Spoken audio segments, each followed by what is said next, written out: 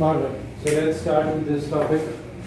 I'm giving a quick revision about this topic. Cell division. Okay, so chapter number 2 जो है आप लोगों का साइंस टू में 10th स्टैंडर्ड साइंस टू में चैप्टर नंबर 2 जो है that includes this topic. Okay, उसमें दो टॉपिक्स दिए हुए, एक रेस्पिरेशन दिया हुआ, एक सेल डिवीजन दिया हुआ.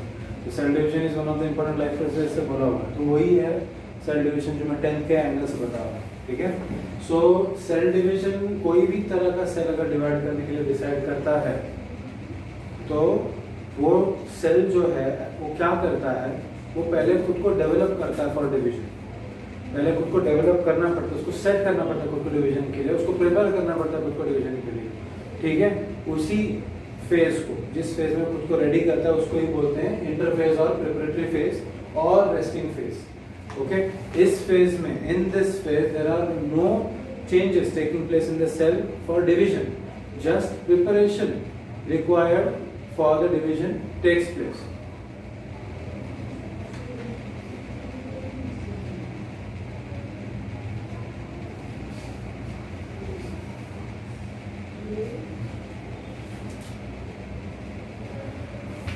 Okay, so there is no changes with angle of cell division. मतलब एक से दो सेल्स नहीं बनेंगे, कुछ नहीं होने वाला. But what will happen? The cell will become ready for cell division. Okay, so interface क्यों बोलते हैं? Because दो सेल डिविजन्स के बीच में आता है. For example देखो यहाँ पर एक सेल है, दो में डिवाइड हुआ, वापस इसे आगे डिवाइड होगा ना, तो इसके डिवीजन और इसके डिवीजन के बीच में जो फेज होता है उसी को इंटरफेज बोलते हैं.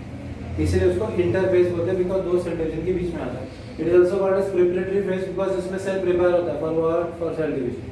It is also called as resting phase. Why? Because in this phase the cell rests. It doesn't undergo any division. There are three phases in interphase: G1 phase, S phase and G2 phase. तीनों phases में अपना अपना role होता है.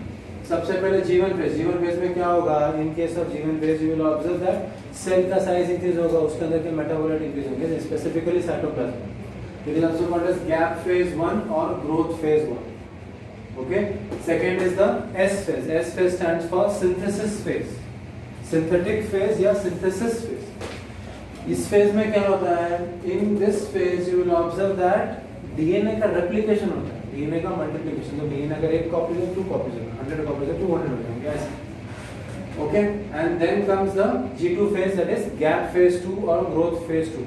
In this phase you will observe that the cell develops important chemicals with angle of cell division. यहाँ पर cell अपने growth के लिए डेवलप करता है, वहाँ पर cell develops with angle of cell division only.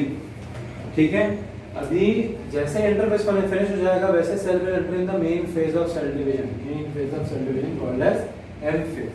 अभी एम फेज में 2 टाइप्स हैं डिवीजन के, एक है माइटोसिस, दूसरा है meiosis. What do you mean by mitosis? Mitosis is also called as equational division because in this case one single cell undergoes mitosis and forms 2 cells only.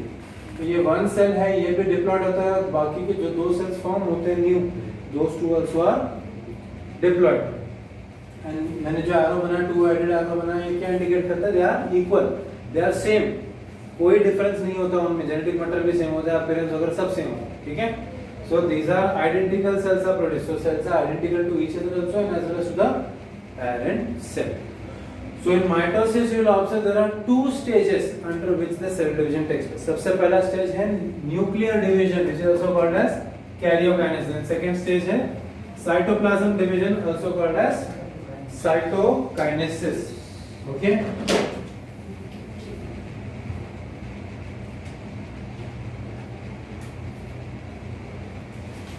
okay, so now in karyokinesis you see there are 4 stages: prophase, metaphase, anaphase and telophase. ये late telophase है, same ही है phase.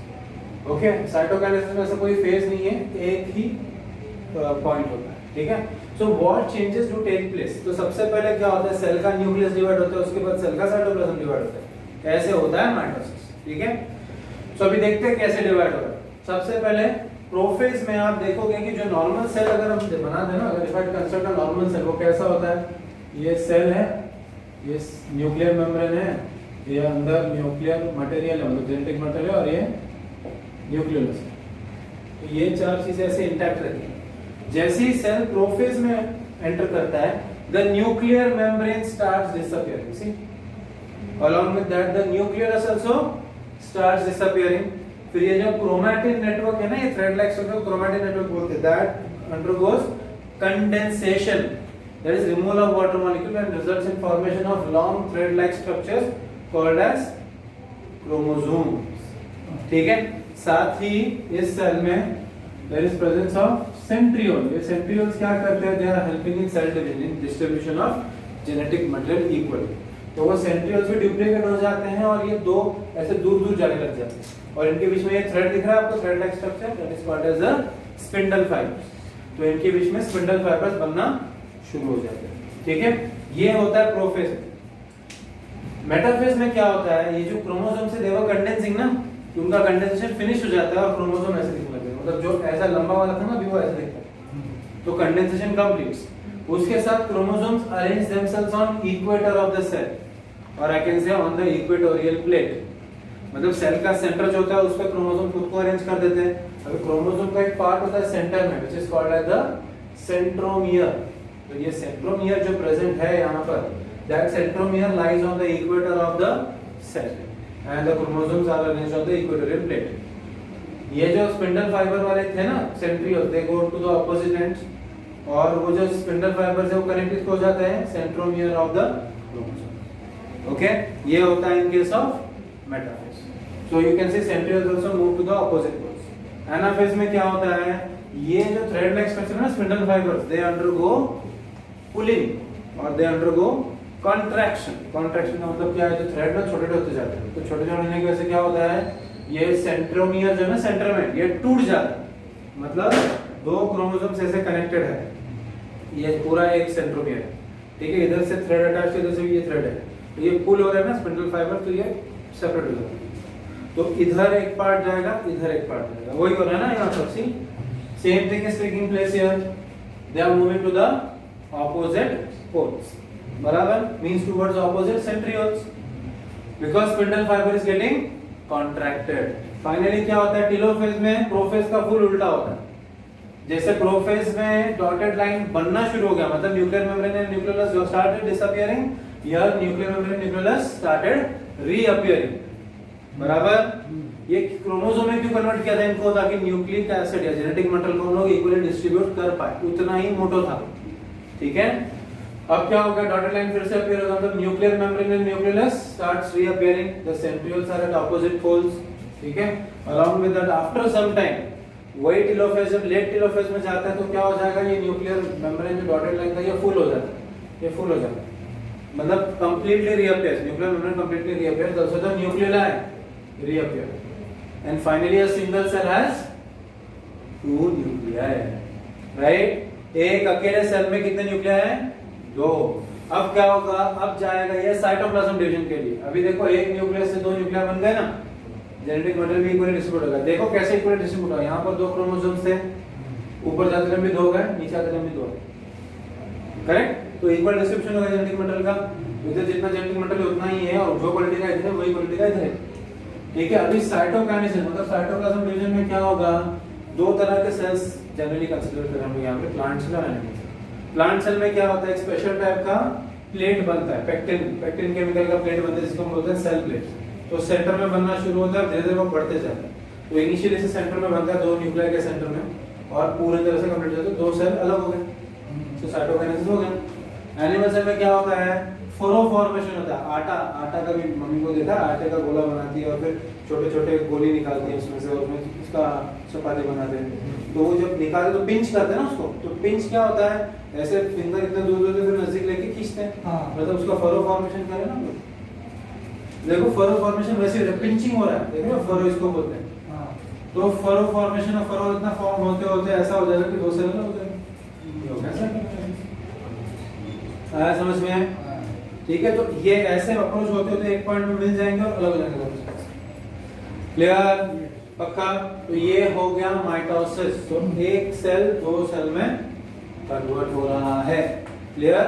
ये phases ध्यान में रहने चाहिए आप लोगों को. तो आइडेंटिकल सेल्स बनते हैं. क्लियर? अब आते हैं मियोसिस पे. We remember one thing, mitosis takes place in somatic cells. Somatic cell का मतलब क्या होता है? जनरल सेल बॉडी का, या प्लांट के केस में बोलेंगे वेजिटेटिव सेल, जो नॉर्मल बॉडी पार्ट्स बनाता है. रिप्रोडक्टिव सेल्स जो होते हैं ना, रिप्रोडक्टिव मतलब जो गैमेट्स बनाने के काम में आते हैं, उनमें माइटोसिस होता है बट मियोसिस होता है उनमें। मेन माइटोसिस होता है मास बढ़ाने के लिए, बट मियोसिस इंपॉर्टेंट है। मियोसिस सिर्फ रिप्रोडक्टिव सेल्स में होता है, जनरल सेल्स में नहीं होता, बिकॉज मियोसिस से गैमेट्स बनते हैं। ठीक है, अभी आते हैं मियोसिस। अभी यहाँ पर क्या था, क्रोमोसोम के नंबर कांस्टेंट जितना पैरा में था उतना ही डॉटर में भी था, डॉटर सेल्स में, इसलिए इसको इक्वेशनल डिवीजन बोला, because equal distribution of genetic material took place. यहाँ पर क्या हो रहा है, यहाँ पर आप देखोगे एक अकेला डिप्लॉयड सेल 4 हैप्लॉइड सेल में कन्वर्ट हो रहा है। बन रहे 4 सेल्स हैं, बट चारों के चारों क्या है, हैप्लॉइड, मतलब क्रोमोसोम का नंबर हाफ हो गया, रिड्यूस हो गया, इसलिए इस टाइप के डिवीजन को क्या बोलते हैं, रिडक्शनल डिवीजन। अभी मियोसिस में देखोगे तो वो भी एम फेज का ही एक टाइप है। मियोसिस में देखोगे तो मियोसिस 1 होता है और मियोसिस 2 होता है। दो सेक्शंस में मियोसिस डिवाइडेड है, मियोसिस 1 मियोसिस 2। इतना ध्यान रखो कि meiosis 2 is exactly same as that of mitosis, no difference. तो ये मियोसिस 1 ही होता है जो एक्चुअली रिडक्शनल डिवीजन होता है। ओके, मियोसिस 2 जो होता है वो इक्वेशनल डिवीजन ही होता है।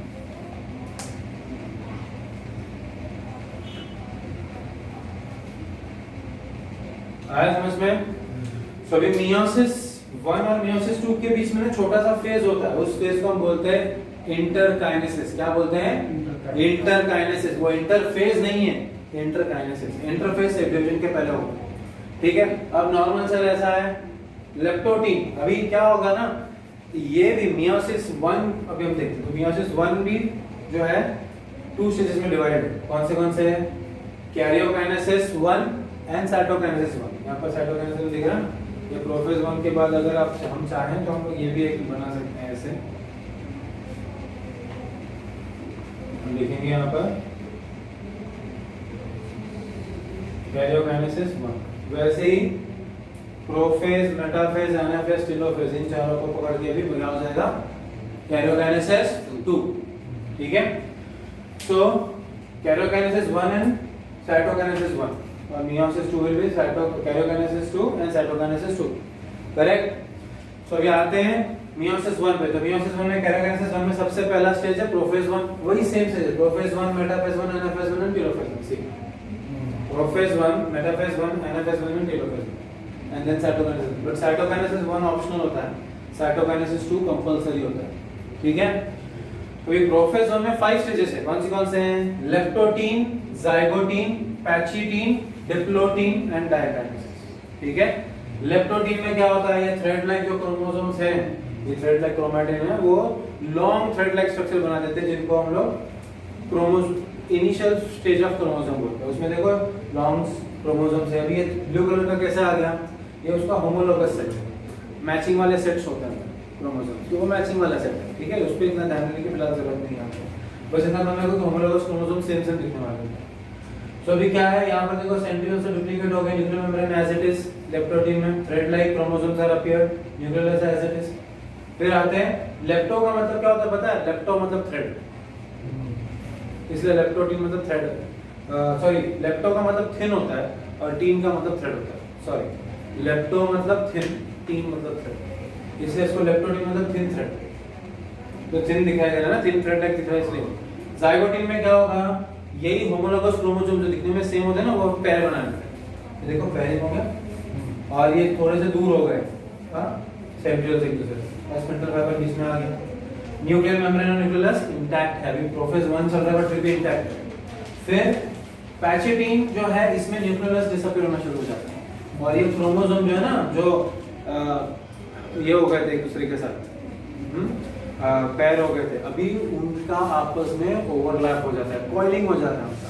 ये देखो कॉइलिंग हो रहा है ना, इस कॉइलिंग को हम लोग बोलते हैं क्रॉसिंग ओवर। क्या बोलते हैं? Crossing over. जैसे आपने इलेक्ट्रिक वायर देखोगे एक के ऊपर एक ऐसे घुमा देते हैं, वैसे इलेक्ट्रिक वायर जैसे एक दूसरे पर ये कॉइल हो जाते हैं, और वो कॉइलिंग की वजह से क्या होता है, इनका जेनेटिक मटेरियल एक्सचेंज हो जाता है क्रोमोसोम का आपस में, जिस वजह से हम क्रॉसिंग ओवर बोलते हैं उसको, कि क्रॉसिंग हो रहा है। किसका क्रॉसिंग हो रहा है? जेनेटिक मटेरियल का। ठीक है, तो यहाँ पर क्रॉसिंग है और ये जो सेंट्रियोल से थोड़ा और दूर चले गए। फिर आता है डिप्लोटीन। डिप्लोटीन में क्या हो गया है, ये जो क्रोमोसोम चिपके हुए थे ये दूर हो गए एक दूसरे से, बट दूर होने के बाद भी कहीं तो चिपके हुए हैं, क्यों? why they are stuck? because why they are stuck? because वो जेनेटिक मटेरियल जहाँ एक्सचेंज हुआ है ना, वो एक्सचेंज का पॉइंट जो है वो चिपक गया, ठीक है, इसलिए वो चिपक गए। फिर आता है डिप्लोटिन। डिप्लोटिन में क्या होता है, सॉरी डायकाइनेसिस। डायकाइनेसिस में क्या होता है, जो चिपके हुए पॉइंट्स है ना, सारे पॉइंट्स जैसे बीच बीच में चिपके हुए थे ना, सारे पॉइंट्स को कहाँ लेके गए, सारे पॉइंट्स को टिप पे लेके गए, ठीक है, टिप पे। और अभी यहाँ पर जो डिप्लोटिन है उसमें देखो न्यूक्लियर मेम्ब्रेन डिसअपीयर होने लग गया, न्यूक्लियस नियरली डिसअपीयर हो चुका। और डायकाइनेसिस में ना न्यूक्लियस है ना न्यूक्लियस है, न्यूक्लियर मेम्ब्रेन कुछ नहीं है, सब कुछ डिसअपीयर हो गया, ओके। एंड ये जो क्रॉसिंग ओवर था ना, जहाँ पर क्रॉसिंग या मिक्सिंग ऑफ मेटल हुआ था, वो देखो टर्फ टिप पे चलेगा। और ये जो पॉइंट होता है ना जहाँ पर ये चिपक जाते हैं एक दूसरे को, दैट इज कॉल्ड एज काइज़माटा। क्या बोलते हैं उसको? also called as chiasma or chiasmata,